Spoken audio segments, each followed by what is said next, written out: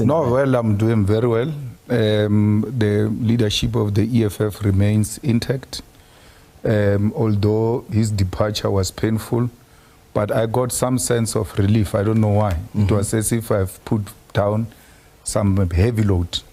So it's not always that bad things will always produce bad results. Perhaps at times they do produce very good results. So we're fine. We're rocking. You're rocking. Is that as the EFF? What about you and him? Is there an opportunity? No. I don't have anything to do with him. No friendship anymore? No. I don't. What brought us together was a common purpose. We met in the trenches. We didn't meet in a club. We didn't meet at church. We didn't fall into love with each other at the university in the same class. What brought us together was sharing the common agenda for the revolution. And once we start seeing things together, differently, what brought together no longer exists, and there's no need for me to be having any kind of relationship. Yeah. Lehasa says, Lochani Batu Beketu, can you please ask Mr. Malema if he's ready to change open border policy, because it's alleged that the open border policy destroyed his party. That's a message there from Legasa.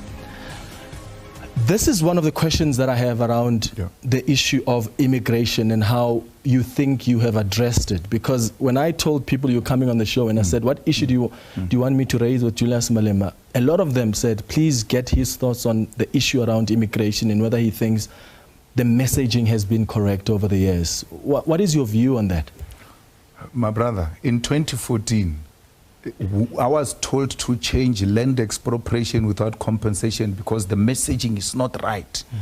They will always find something to attack you. They split hairs.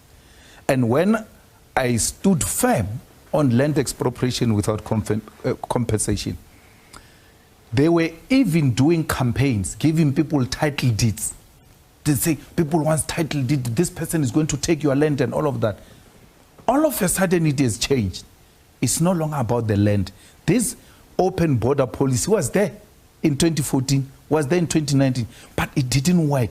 What else can we find to attack them? Whether me and you like it or not, there are no borders in South Africa. That is just something written for formality on the founding manifesto of the EFF. There are no borders, my brother.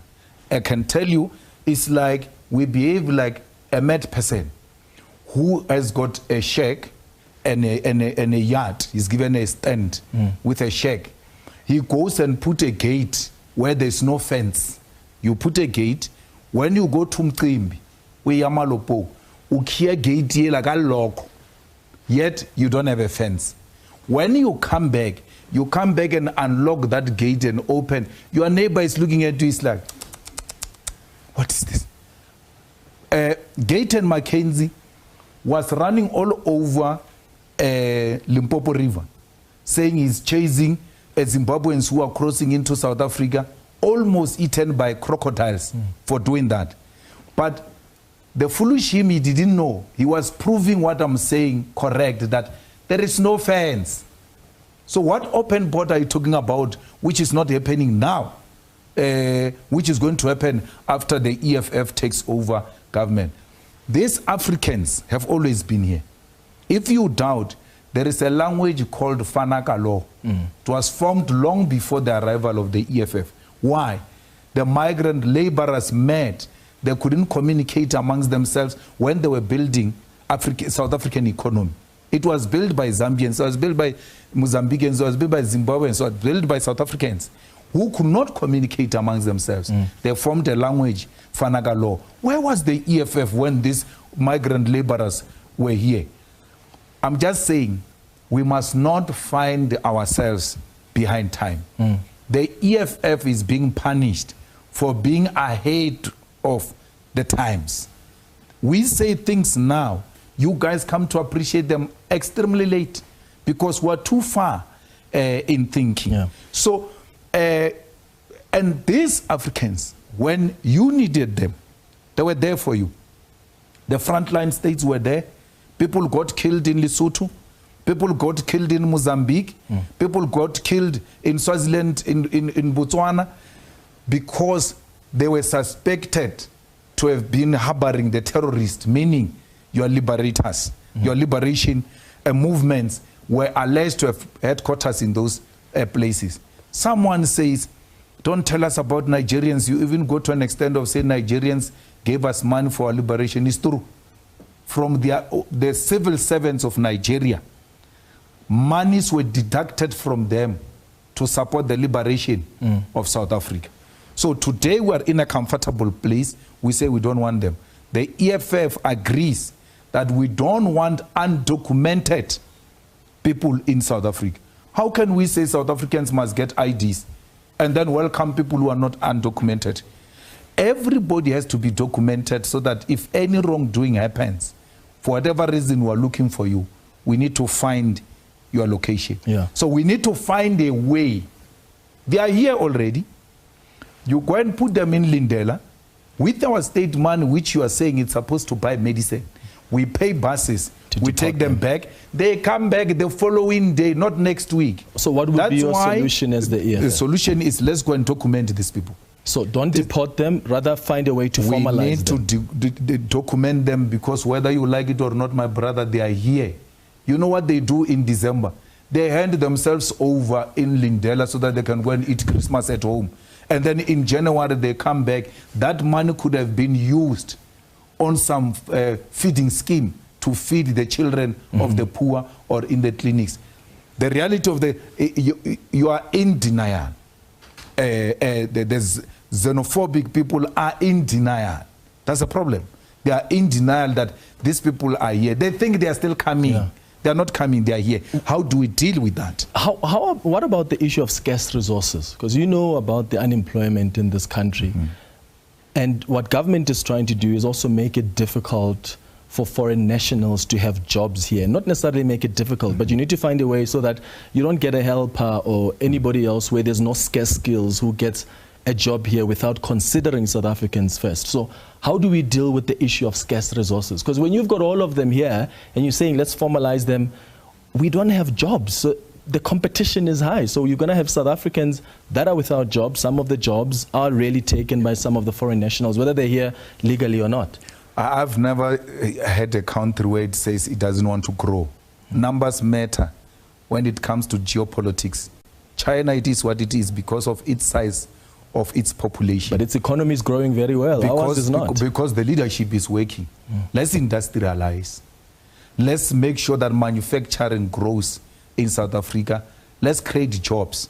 But all I'm saying is, you are saying these people are coming to take jobs. Which jobs are you talking about? Because there are no jobs that South Africans are accepting which are a reflection of slavery. These people are being enslaved here in South Africa. And when you say they've taken South Africans' jobs, you are saying South Africans must be enslaved. These are not jobs. These are slaves' jobs, which South Africans don't want to work abnormal hours, to work under difficult conditions, and don't get paid, and don't have rights. So no South African wants that. At the level where it's a required skill, South Africa makes it very clear that we must give preference to South Africans who've got the similar requirement. Unless we don't have artisans, then we go and fetch from other countries. We're going to chase these people out of South Africa. Tomorrow, the whole plumbing system and sewer system of South Africa will go into a blockade and will not be in a position to help ourselves because we don't have artisans. Yeah. The whole of South Africa will go into electricity crisis because you chased away the electricians. But we do have South African plumbers and South African electricians. But they are not enough. They can't meet the demand. It's like saying we produce chicken in South Africa, therefore we can't take chicken from South Africa. We don't produce to the capacity of the demand of South Africa. So all I'm saying is, where a job is given, a South African with same qualifications should be given a preference. We cannot prefer a person who's not a South African to the one that is going to pay tax in South Africa. And that is not what we are dealing with. I want you to present any stats to me that says if we deport these foreigners, so many jobs are going to be created. Look at what's happening in education. We are retrenching educators. Not because foreigners have taken the positions of educators. We don't have the political will to sustain those jobs. As a result, they're going to be lost, not because of any foreigner. The steel factories have closed down, not because of any foreigner. The infrastructure in South Africa is decaying because there is no leadership that wants to look after that. It's not a foreigner. Manufacturing, which used to be the biggest contributor to our GDP, it is actually being replaced by finance, which doesn't create a lot of job opportunities for our people. But you know that if you go into manufacturing, you are going to create a lot of jobs. A factory, manufacturing used to account for thousands of jobs, more than 150,000 jobs in manufacturing alone.